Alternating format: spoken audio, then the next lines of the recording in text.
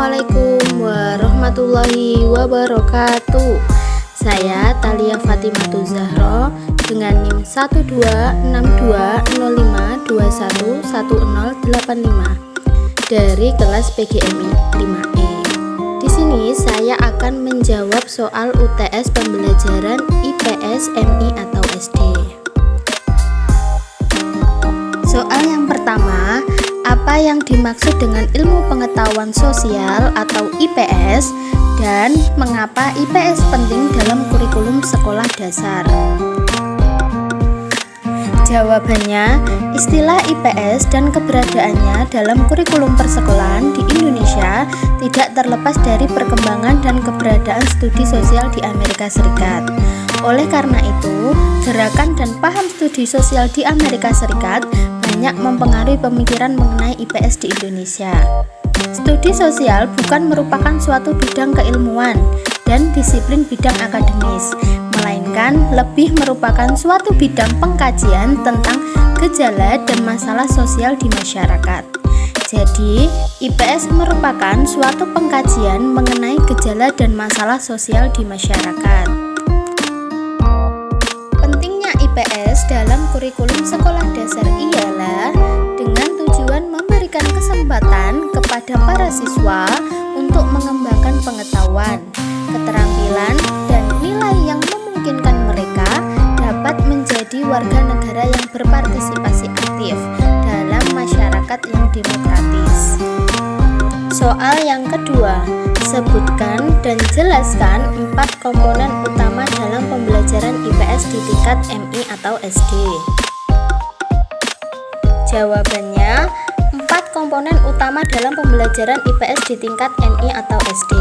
Yang pertama, nilai teoritis. Pembelajaran IPS tidak hanya menyajikan dalam membahas kenyataan, fakta, dan data yang terlepas-lepas, melainkan lebih jauh dari itu, yakni menelaah keterkaitan aspek kehidupan sosial dengan yang lain. Yang kedua, nilai praktis. Pembelajaran IPS diproses secara menarik dan tidak terlepas dari kehidupan sehari-hari, dan secara tidak langsung memiliki nilai praktis serta strategis dalam membina SDM sesuai dengan kenyataan hidup hari ini dan masa mendatang. Yang ketiga, nilai edukatif. Salah satu tolak ukur keberhasilan pelaksanaan pembelajaran IPS itu dengan adanya perubahan perilaku sosial peserta didik ke arah yang lebih baik. Perilaku tersebut meliputi aspek-aspek kognitif, afektif, dan psikomotor. Yang keempat, yaitu nilai ketuhanan. Kita dapat menghayati dalam menikmati segala yang kita peroleh sebagai manusia, makhluk individu dan makhluk sosial yang berbeda dengan makhluk ciptaan Tuhan yang Maha Esa, baik tumbuhan maupun hewan. Kenikmatan dari Tuhan yang Maha Esa berupa akal pikiran yang berkembang dan dapat dikembangkan, yang telah membawa manusia untuk mampu memenuhi kebutuhannya dari sumber daya alam yang telah disediakan. Soal yang ketiga, mengapa guru harus mengajarkan tentang budaya dan keanekaragaman sosial dalam pembelajaran IPS, MI atau SD? Jawabannya ialah beberapa aspek budaya termasuk cara hidup sosial dan kebiasaan serta tradisi adalah bagian dari budaya. Penting bagi pengajaran aktif warisan budaya untuk mengetahui kesadaran siswa tentang warisan budaya. Selain itu, agar mereka dapat mengenali budaya mereka sendiri dan budaya lain serta mewariskan budaya dari satu generasi ke generasi berikutnya dengan tetap melestarikan unsur-unsur warisan budaya. Soal nomor 4. Bagaimana berita dan media sosial dapat mempengaruhi pandangan masyarakat tentang isu-isu sosial dan politik? Jawabannya adalah, menurut jurnal yang saya baca, media sosial mampu meningkatkan partisipasi politik masyarakat karena mempermudah penggunaannya, memperoleh serta memberikan informasi secara cepat. Media sosial berpengaruh terhadap partisipasi politik pemilih pemula.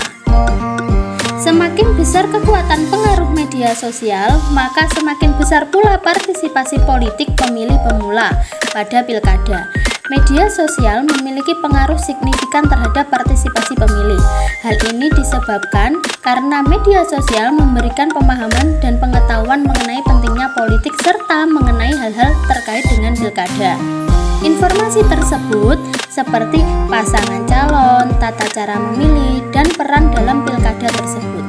Dari penjabaran tersebut dapat disimpulkan bahwa semakin tinggi tingkat pemahaman politik, maka akan meningkatkan partisipasi dalam pemilu maupun pilkada. Penggunaan teknologi informasi dan komunikasi akan mendapatkan hasil yang lebih baik lagi dibandingkan dengan menggunakan cara konvensional, apalagi di masa pandemi COVID-19. Soal yang kelima, praktekkan dan analisislah pembelajaran dalam kelas mulai dari pendekatan, strategi, metode, dan teknik. Analisis yang saya menggunakan pendekatan saintifik. Teknik yang saya menggunakan teknik tanya jawab dan diskusi. Strategi yang saya gunakan pembelajaran berbasis masalah. Dan metode yang saya gunakan berupa ceramah, pengamatan, metode jigsaw atau kelompok, dan penugasan.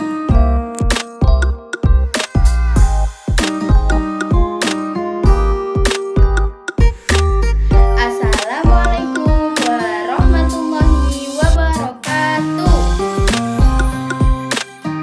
Halo anak-anak, apa kabar hari ini? Oke, hari ini kita sudah berdoa apa belum ya? Jika belum, mari kita berdoa dulu. Berdoa. Oke, sudah kita berdoa. Hari ini siapa ya yang tidak masuk? Dan kenapa ya kok tidak masuk? Nanti kalau Bu Guru bilang tepuk satu, kalian harus tepuk satu kali. Ibu Guru bilang tepuk dua kali, kalian tepuk dua kali. Ibu Guru bilang tepuk tiga kali, kalian harus tepuk tiga kali. Jika Ibu Guru hanya membilang satu atau dua atau tiga, kalian tidak boleh tepuk karena tidak ada tepuknya. Siapa yang hari ini tahu kita akan membahas tentang apa? Iya, pintar, tentang agama dan tempat ibadah yang ada di Indonesia.